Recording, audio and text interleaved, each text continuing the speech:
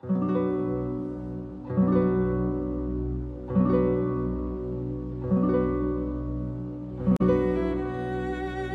cette vidéo, nous allons voir la gestion de la feuille de calcul Excel. Comme vous voyez, lorsque vous démarrez le logiciel Microsoft Excel, le cadre de sélection est toujours placé à la première cellule de la feuille A1.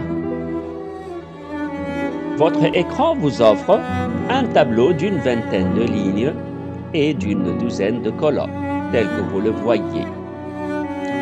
Pour déplacer le cadre de sélection, vous pouvez utiliser les flèches de direction du clavier, flèche vers le bas, flèche vers le haut, flèche vers la gauche et flèche vers la droite. Chaque touche de flèche va permettre de déplacer le curseur d'une cellule. Ou bien vous allez cliquer directement sur la cellule voulue. Vous pouvez constater que le pointeur de la souris, lorsqu'il est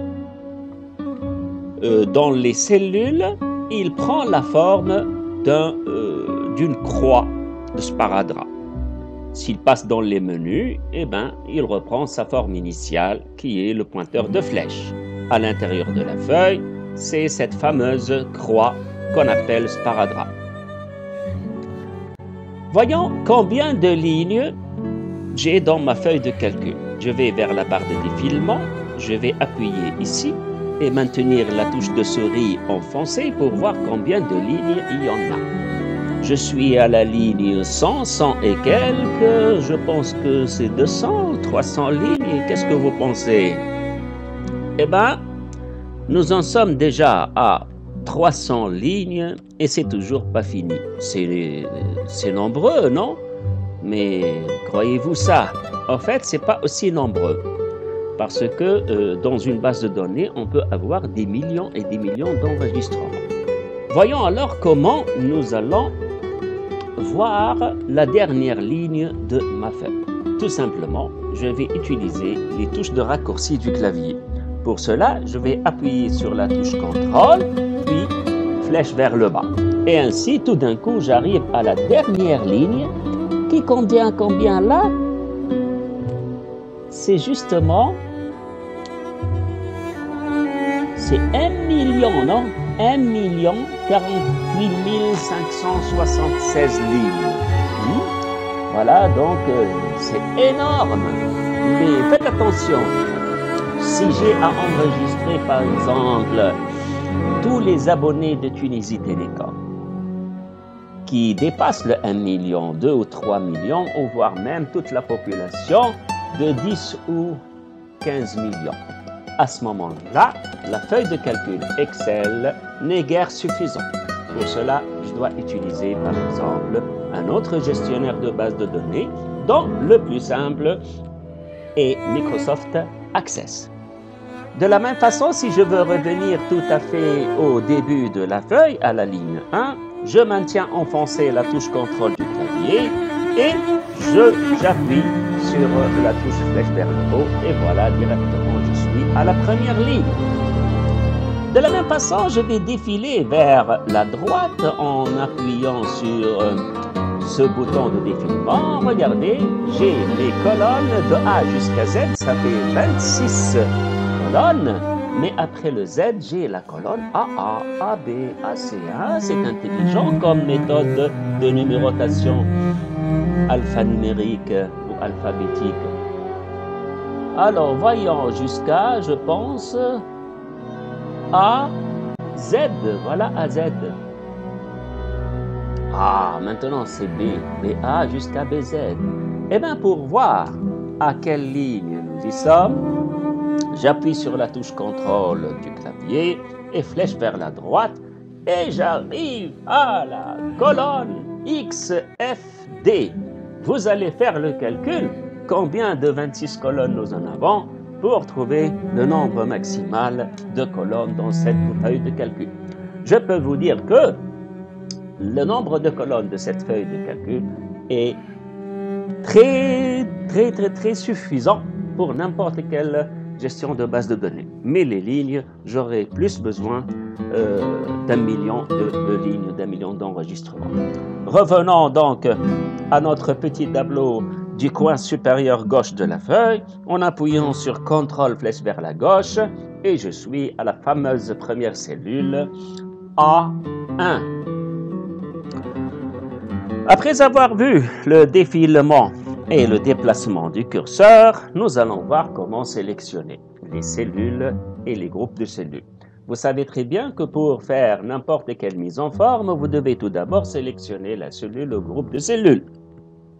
Pour cela, vous pouvez utiliser le clavier en appuyant sur la touche Shift du clavier, puis les flèches de direction vers le bas ou vers la droite, comme vous voulez. Ainsi, vous aurez ce qu'on appelle une plage de cellules sélectionnées. De la même façon, je peux sélectionner en utilisant la souris. Assurez-vous que votre pointeur de souris est bien placé à la première cellule de la plage, par exemple à partir de C3, et je maintiens le bouton de la souris enfoncé et je fais glisser une diagonale jusqu'à avoir la partie dont je veux. Et là, j'ai une plage de cellules qui s'appelle C3H15. La première cellule, c'est C3 et la dernière cellule, c'est H15. Si je veux sélectionner une ligne entière, par exemple, je veux sélectionner la ligne 3. Mais faites attention, je ne vais pas faire ça, la ligne 3. Hein. Ça, c'est des cellules de A3 jusqu'à N3.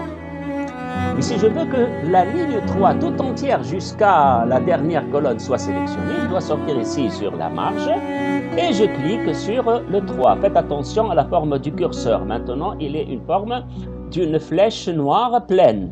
Faites attention, si vous mettez le pointeur entre les deux colonnes, il va prendre une autre forme et ça permet de redimensionner. Nous allons voir ceci ultérieurement.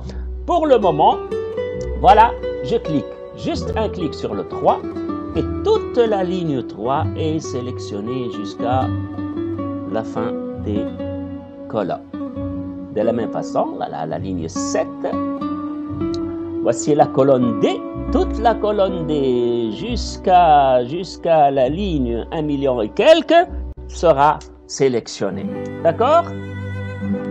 Bien. Si je veux sélectionner plusieurs lignes, je pose mon pointeur sur la ligne 3, par exemple la première ligne, j'enfonce le bouton et je fais glisser jusqu'à la dernière ligne. Comme ça, j'aurai un certain nombre de lignes qui sont sélectionnées. De la même façon, si je clique sur une colonne, ici sur le titre de la colonne sera sélectionnée. Si je veux sélectionner plusieurs colonnes, et bien voilà, j'enfonce mon pointeur sur le titre de la première colonne et je fais glisser, je maintiens bien sûr la touche de la souris enfoncée et je fais glisser jusqu'à ce que j'arrive à la fin de mon tableau. Et je lâche, voilà, tout ça est sélectionné, quel que soit le nombre de lignes. Si je veux vraiment sélectionner toute la feuille, je n'ai qu'à cliquer ici, un seul clic, top, et toute la feuille qui est vraiment une immense plage est sélectionnée. Il vous arrive souvent d'avoir besoin de sélectionner des groupes de cellules qui sont séparés. Par exemple, je sélectionne cette plage de cellules de D3 jusqu'à E15 et puis je saute par exemple deux colonnes et je veux sélectionner de H3 jusqu'à J15. Pour cela, je fais la première sélection, la sélection de la première zone, puis je maintiens la touche CTRL enfoncée et je fais ma deuxième sélection. Et j'aurai ainsi deux zones disjointes qui sont sélectionnées grâce au maintien de la touche CTRL. Voilà donc pour ce qui est de la sélection. Passons maintenant au redimensionnement des lignes et des colonnes. Bien sûr, vous voyez là que Microsoft Excel vous offre plusieurs colonnes et plusieurs lignes qui sont unidimensionnelles. Ils ont tous la même dimension, la même largeur de colonne. C'est surtout les colonnes. Par exemple, j'aurais besoin d'une petite colonne pour la référence et une grande colonne pour la désignation ou le libellé. Regardez comment, c'est très facile. Je vais maintenir mon pointeur entre les deux colonnes, sur la ligne entre la colonne A et B. À ce moment-là, j'enfonce le bouton de la souris et j'aurai une étiquette dans laquelle est inscrit la largeur des colonnes en pixels et en points. Et je peux à ce moment-là faire glisser, tout en maintenant le bouton de la souris enfoncé, je peux rétrécir la largeur de la colonne, par exemple à 5 points, 40 pixels. Voilà, je lâche. Et la colonne B, entre B et C, j'enfonce, au lieu de 10 points, je vais avoir par exemple 30 points pour pouvoir représenter ici, par exemple, un libellé. Voilà, il faut être un peu précis, hein. Voilà, à peu près.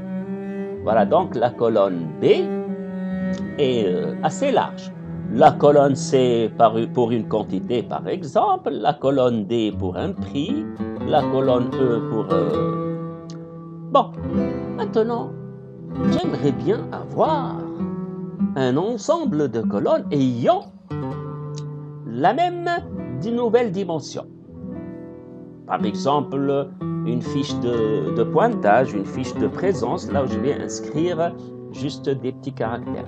Pour cela, je sélectionne toutes les colonnes dont je veux, ou plutôt toutes les colonnes que je veux.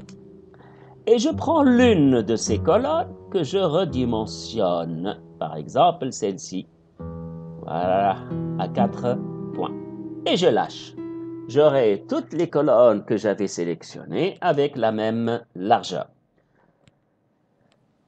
La même chose pour les lignes. Si je veux élargir la hauteur de la ligne 5, je pose le pointeur entre la ligne 5 et la ligne 6 et je fais mon étirement. Et voilà, si je veux sélectionner plusieurs, je veux élargir la hauteur de plusieurs lignes, je fais comme tout à l'heure la sélection de toutes les lignes et je prends l'une des lignes que je modifie. À ce moment-là, toutes les autres lignes sélectionnées auront la même mise en forme. Voici donc le redimensionnement. Voyons maintenant la saisie et la correction dans les cellules. Je passe dans la cellule de la feuille plutôt A2. Je vais taper par exemple le mot Alain. Voilà. Comme vous voyez, Alain est aligné à gauche. C'est un texte. Dans la cellule B1, je vais taper le nombre 15 et je valide avec Entrée. Vous voyez que 15 est aligné automatiquement à droite. Donc, on peut comprendre que le logiciel Excel reconnaît les informations que vous tapez, s'il s'agit d'une information texte ou d'une information nombre. Les textes sont par défaut alignés à gauche et les nombres sont alignés à droite. Voyons maintenant comment corriger une information que j'avais déjà tapée et qu'elle est fausse. Par exemple, le mot informatique.